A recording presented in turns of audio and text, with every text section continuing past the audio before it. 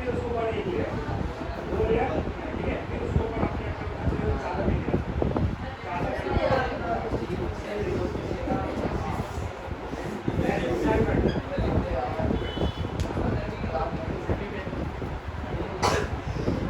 सभी को मैंने संविधान के टॉपिक में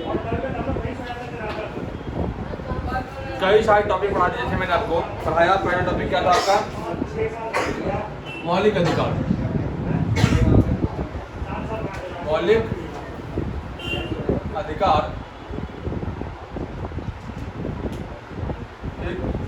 सेकेंड टॉपिक मैंने इसमें से आपका आर्टिकल 14 से लेकर के 32 तक करवाया आपको।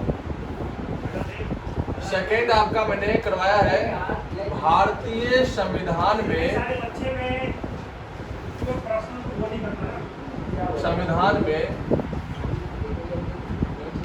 अनुसूचियां।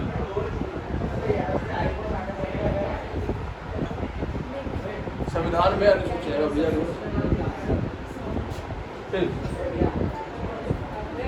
ये बताया मैंने आप लोगों को कि एक मौलिक अधिकार, मौलिक अधिकार जो है आपका अनुच्छेद 14 से 32 के अंतर्गत सारे मौलिक अधिकार दिए गए। कुल आपके 6 मौलिक अधिकार। जब हमारा संविधान बना था तो 7 मौलिक अधिकार था। 7वें मौलिक अधिकार में से एक मौलिक अधिकार हमारा खत्म हो गया। वो मौलिक अधिकार हमारा कौन सा था? संपत्ति का अधिकार। अनुच्छेद 31, आर्टिकल 31, अनुच्छेद 31 के अनुसार संपत्ति के अधिकार को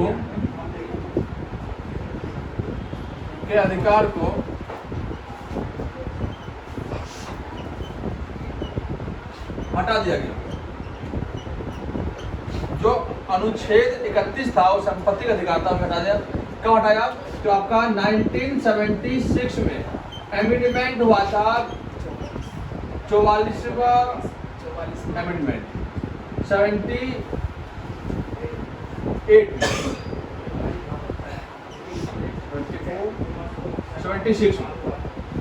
में हुआ था। 1978 में आपका 44वां संविधान संशोधन होता है और इस संशोधन के अंतर्गत क्या हुआ? आपके संपत्ति के अधिकार को हटा करके इसे अनुच्छेद 300A में रख दिया गया। आर्टिकल 300A में रख दिया गया। कई बार एग्जाम में आपसे क्वेश्चन यहाँ से पूछते हैं। अब बच्चे कंफ्यूज होते हैं जो चीज में। एक होता है अनुच्छेद, जिसे आप कहते हो आर्टिकल। एक होता है आईपीसी धारा और एक होता है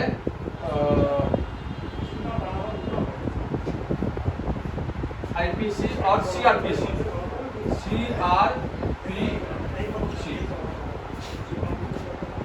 जो आईपीसी धारा होता है ये इंडियन पीनल कोड है। अनुच्छेद हमारे राइट्स के ऊपर जितने भी आपके अनुच्छेद है, दोनों चीजें संविधान में ही है, लेकिन आईपीसी धारा जो है आजादी से पहले ही बना था। 18th सेंचुरी में 1860 के दशक में अंग्रेजों द्वारा इंडियन पीनल कोड, जिसे भारतीय न्याय संहिता के लोग, इसके प्रावधान को आजादी से पहले बनाया गया।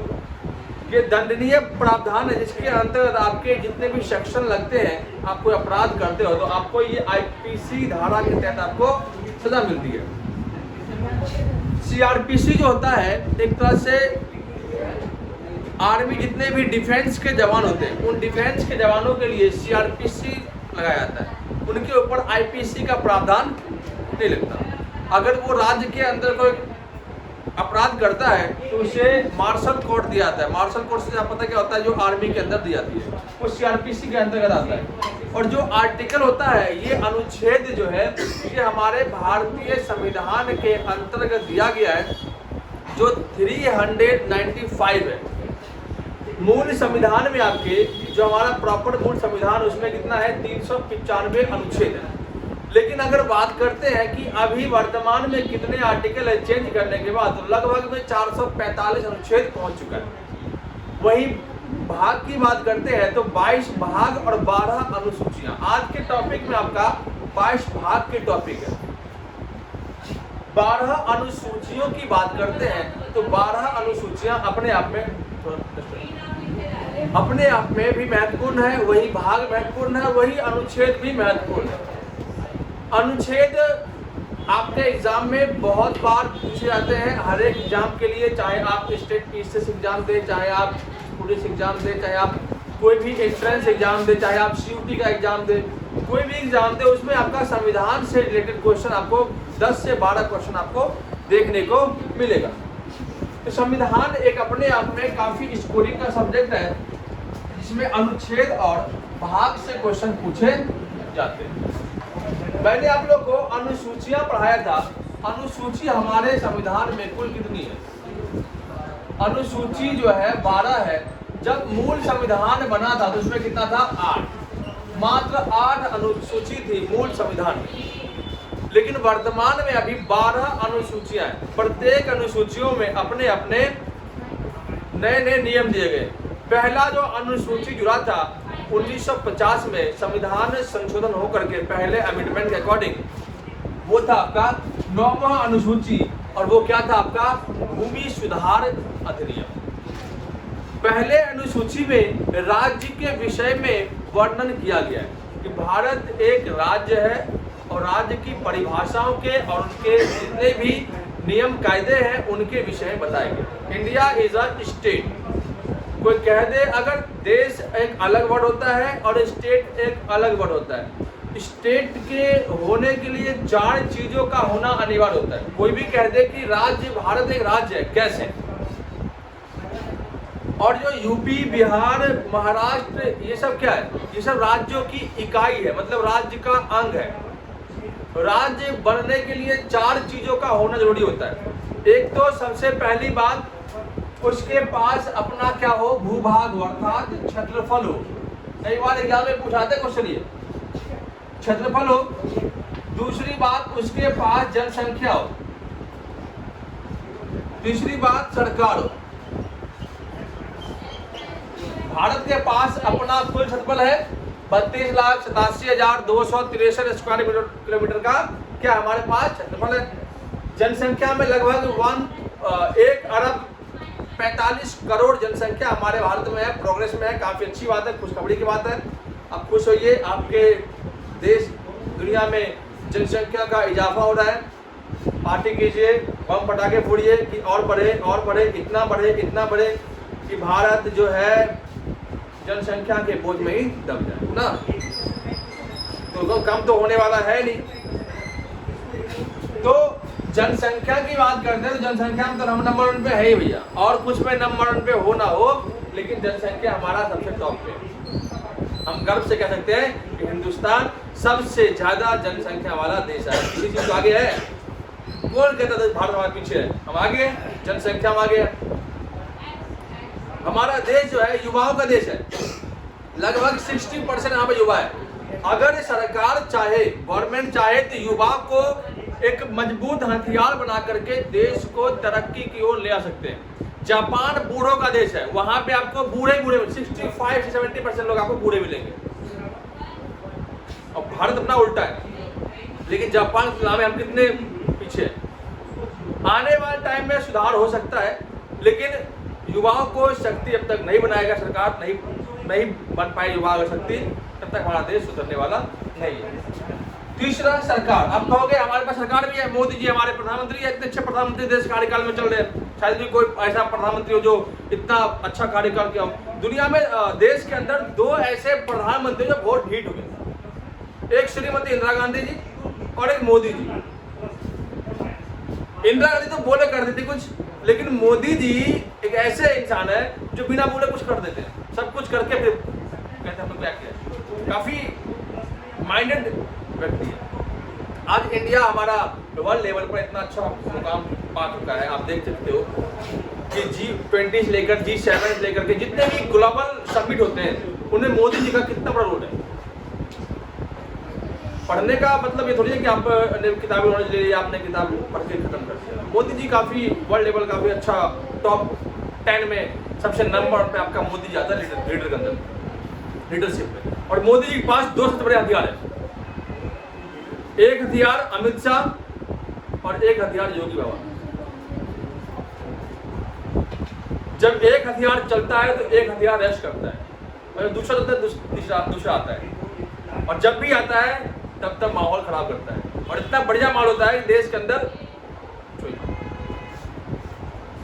सरकार क्षेत्रफल जनसंख्या सरकार। आप कहोगे कि यूपी में राज्य है, यूपी के पास 3 चीज तो है, क्षेत्रफल भी है, जनसंख्या भी, सरकार भी है ना, लेकिन यूपी के पास एक चीज नहीं है, बिहार के पास एक चीज नहीं है, निर्णय लेने की शक्ति, संप्रभु सत्ता।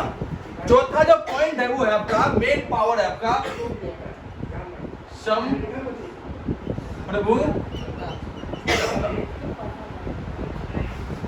संप्रभु सत्ता। संप्रभु सत्ता का मतलब होता है निर्णय लेने की, अर्थात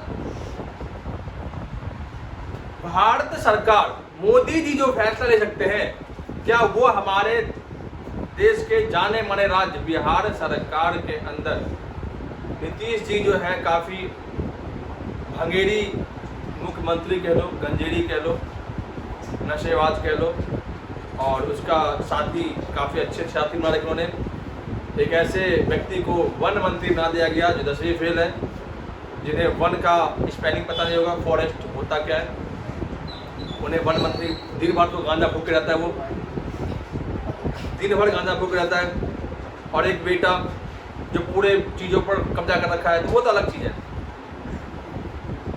देख तो क्या नीतीश कुमार, क्या तेज प्रताप, और क्या भैया उनके बड़े भाई जो भी नाम हो, कौन सा प्रताप है, तेज प्रताप, लालू के 2 बेटे हैं। अब क्या दोनों मिलकर, हाँ तेजस्वी यादव, तेज प्रताप तेजस्वी यादव। अब सिंपल सी बात है कि इनको ये नहीं ताकत है कि ये जाकर पाकिस्तान से युद्ध कर ले, इनके पास शक्ति है ही नहीं। पंजाब इतने बगल में पाकिस्तान के शायद है, तो क्या पंजाब के जो अभी सीएम है वो क्या पाकिस्तान से युद्ध कर सकता है? नहीं कर सकता। क्यों? क्योंकि इसके पास निर्णय लेने की पावर नहीं है। वो किसके पास है? मोदी जी, अर्थात मोदी जी की पावर सारा सेंट्रल गवर्नमेंट के पास है। तो भारत एक राज्य है, और राज्यों के अंदर जितने भी इकाइयां हैं उसके अंग है एक पॉलिटिकल वर्ड में।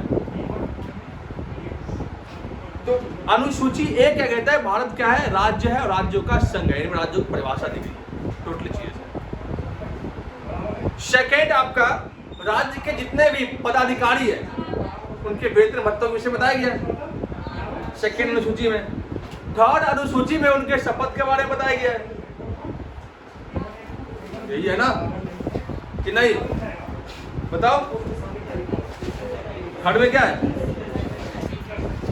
थर्ड अनुसूची में राज्य के जितने भी पदाधिकारी है उनके वेतन के विषय बताया गया है। फोर्थ में क्या है? राज्य और केंद्र के बीच सीटों का बंटवारा है। 5वें में ST/SC आयोग क्या जो क्षेत्र है उनके बारे में बताया गया है। और छठे में आपके असम, मेघालय, त्रिपुरा और मिजोरम, इन 4 राज्यों के जनजातीय क्षेत्र है, इनके अधिकारों की बात कर रहा है। इनको प्रशासनिक व्यवस्था दी गई है। इसके बाद 7वें अनुसूची क्या है? राज्य और केंद्र में शक्ति विभाजन है। 8वें में भाषाओं के बारे में दिया गया है। 9वें में आपका भूमि सुधार है। 10वें में आपका दल बदल है। 11वें में आपका पंचायती राज और 12वें में आपका नगर पंचायत, ये दिया गया। तो इनको पढ़ना अनुसूची आपको। अगला टॉपिक आपका है भाग। भाग में टोटल संविधान के भाग को हमें नहीं पढ़ना होता है। जो हमारे लिए एग्जाम में काम की चीज है उन्हीं को बताऊंगा। इसके अलावा छोटे मोटे जो है तो उनको निकाल करना। जिनपे भी मैंने स्टार लगा रखा है वो सारे आपके इंपॉर्टेंट जो एग्जाम में पूछे जाते हैं। जैसे कि भाग 1 क्या है? भाग 1 है भारत एक राज्य है। राज्यों की परिभाषा दी गई है। राज्य के विषय अपनी विशेषता बताई गई है भाग 1 में। जी आपको याद रखना है, और ये आपका काफी ज्यादा ही इंपॉर्टेंट रहने वाला है। भाग 2 आपका नागरिकता है। इसका अनुच्छेद आपका 5 से 11 अनुच्छेद में दिया गया है कि नागरिकता किसे कहते हैं, नागरिकता हम कैसे पाते हैं, नागरिकता हम खोते कैसे हैं, एक नागरिक के क्या देश के अंदर कर्तव्य होने चाहिए, क्या क्या चीजें वो सब आपके भाग 2 में दिया गया। भाग 3 आपका मौलिक अधिकारों का प्रावधान है, जो आपका 6 मौलिक अधिकार है उसके विषय में भाग 3 में वर्णन किया गया है। ये क्वेश्चन आपको एग्जाम पूछेंगे। भाग 4 आपका राज्य के नीति निर्देशक सिद्धांत, जिसे डीपीएसपी कहते हैं, जो आर्टिकल 35 से 51 तक दिया गया है, ये भी आपको याद रखना है। और वही 4A जो है संविधान के भाग 4A में मौलिक कर्तव्य का प्रावधान दिया गया है, और ये मौलिक कर्तव्य 51A अनुच्छेद में दिया गया है। ये अनुच्छेद 51A में कौन सा प्रावधान? मौलिक कर्तव्य कितने हैं? कुल 11 मौलिक कर्तव्य दिए गए हैं। मौलिक कर्तव्य कब आया? तो 42वें संविधान संशोधन के अंतर्गत सरदार स्वर्ण सिंह समिति के अध्यक्षता में 10 मौलिक कर्तव्य दिया गया, और सन 2002 में 11वां मौलिक कर्तव्य जोड़ दिया गया है। इसके बाद भाग 5 में संघ के बारे में, भाग 6 राज्य के बारे में दिया गया है। भाग 7 आपका इंपॉर्टेंट है, भूमि सुधार कानून जो 1956 में बना था। आंध्र प्रदेश को अलग राज्य का दर्जा इसी कानून से 7वें अनुच्छेद में दिया गया, उसी के बना ठीक। तो भूमि सुधार कानून को दिया गया। भाग 8 तो पढ़ना नहीं है इतना, वैसे याद कर लो।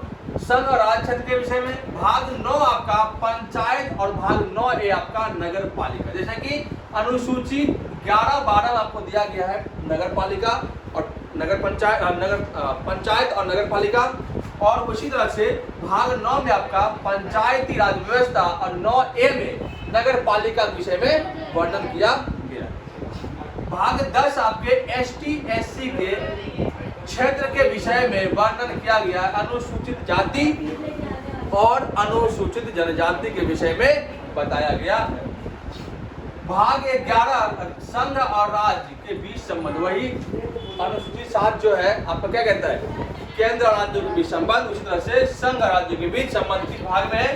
भाग 11 में दिया गया। वित्त संपत्ति के विषय में पढ़ना है, छोड़ दो। राज्य क्षेत्र के अंदर व्यापार, भारत के राज्य के अंदर व्यापारिक मामलों के विषय में किस भाग में दिया गया है? भाग 13 में दिया गया है। भाग 15 आपका है निर्वाचन, निर्वाचन के क्षेत्र के विषय में दिया गया है, ये आपको पढ़ना है।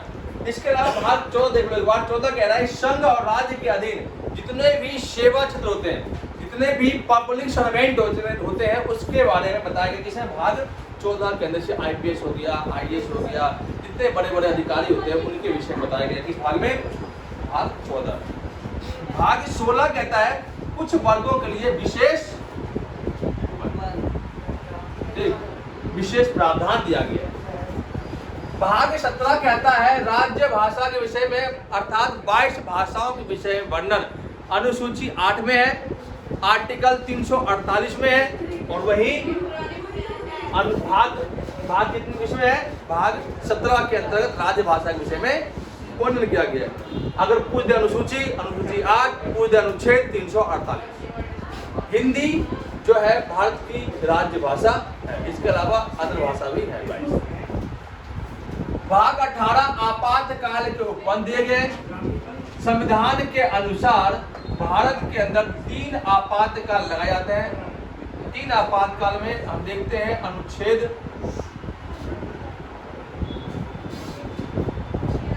352, 356, 360। 352 आपका राष्ट्रीय आपातकाल है।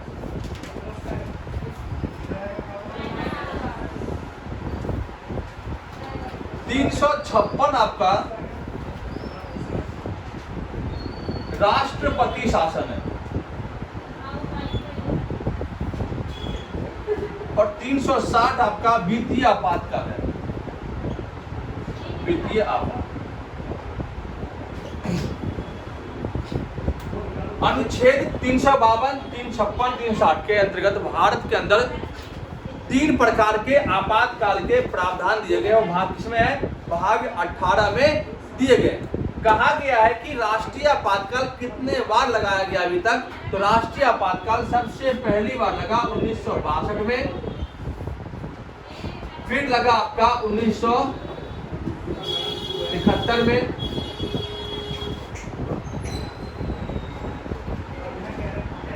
फिर लगा आपका 1973 75 में 3 बार कुल आपके राष्ट्रीय आपातकाल लगाए जा चुके हैं।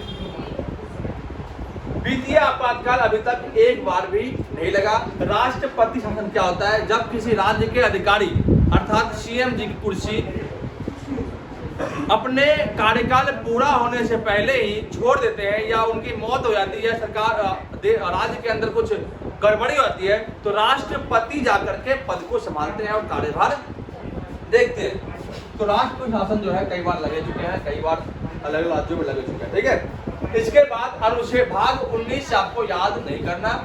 भाग 20 आपका संविधान संशोधन है 368 के तहत 368 कहां से लिया गया है? साउथ अफ्रीका, दक्षिण अफ्रीका के संविधान से लेकर के भारतीय संविधान में इसको मिलाया गया है। और इस अनुच्छेद के अंतर्गत भारतीय संविधान में संशोधन किए जाते हैं। भारतीय संविधान में 3 प्रकार से संशोधन किए जाते हैं। एक तो साधारण बहुमत द्वारा, एक आपका विशेष बहुमत द्वारा और एक आपका आधे राज्यों का अनुमोदन द्वारा। अगर साधारण बहुमत की बात करते हैं तो मान लो कि राज्यों के नाम बदलने हो, किसी राज्यों की सीमा के बारे में बात करनी हो, उनके सीमा बंटवारा की बात करनी हो, तो उनका जो है साधारण बहुमत से संशोधन हो जाता है। विशेष बहुमत में कुछ अनुच्छेद ऐसे हैं जिनमें संशोधन करना बहुत कठिन होता है, जैसे मौलिक अधिकार को लाना हो, जैसे कि आर्टिकल 370 था, उसमें चेंज लाना था। राम मंदिर विवाद को हल करना था, तो उसमें क्या सिस्टम था कि विशेष बहुमत द्वारा लोकसभा, राज्यसभा, राष्ट्रपति तीनों की बैठकों के अलावा कई सारे मीटिंगें होती है, फिर जाकर के संशोधन होता है।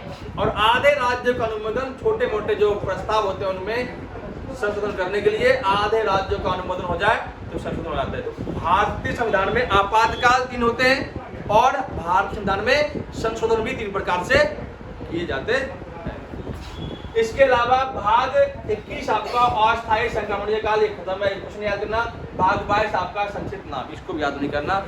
तो एक बार रिपीट करते हैं। नंबर 1 भाग 1 भारत का परिचय, भाग 2 भारत की नागरिकता, भाग 3 मौलिक अधिकार, भाग 4 डीपीएसपी, भाग 4 ए मौलिक कर्तव्य, भाग 7 भूमि सुधार, भाग 9 पंचायत और नगर पालिका, भाग 10 एससी एसटी के विषय में, भाग 13 राज्य क्षेत्र के अंदर व्यापार के विषय में, भाग 15 उनके निर्वाचन क्षेत्र के विषय में, भाग 17 राजभाषा के विषय में, भाग 18 आपातकाल के विषय में, भाग 20 संविधान संशोधन अधिनियम के बारे में बताया गया है। इन सब से जुड़े हुए आपके एग्जाम में कई सारे क्वेश्चन पूछे जाते हैं, तो ध्यान पूर्वक से पढ़ने की कोशिश करेंगे जिससे कि आपको याद हो, और याद करने के बाद इनका बार बार रिवीजन करते रहेंगे जिससे कि एग्जाम में क्वेश्चन छूट ना पाए। ठीक है दोस्तों, वीडियो अगर पसंद आया हो तो लाइक कर देना।